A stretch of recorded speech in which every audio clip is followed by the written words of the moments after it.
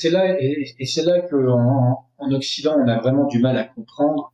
C'est en fait il faut regarder l'Eurasie en fait, parce que aussi bien la Russie que la Chine, que l'Iran, Mhm. que l'Inde, et en fait sont des sociétés traditionnelles avec des valeurs traditionnelles très fortes qu'on a eu nous aussi en Europe de l'Ouest, mais qu'on a perdu depuis environ 70 ans à cause de l'influence anglo-américaine. On est rentré dans une démarche beaucoup plus euh, euh,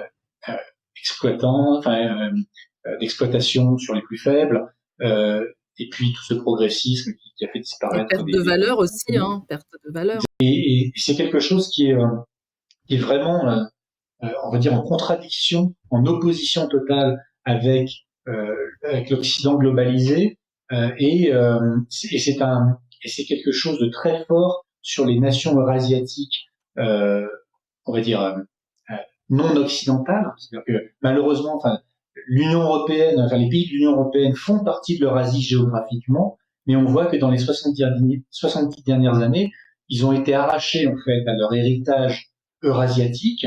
On a perdu toutes nos valeurs. On s'appelle l'Occident, mais ça n'a plus rien à voir avec l'Occident précédent auquel on appartenait, que ce soit chrétien, catholique, helléno-chrétien, comme on veut. Mais tout ça a disparu.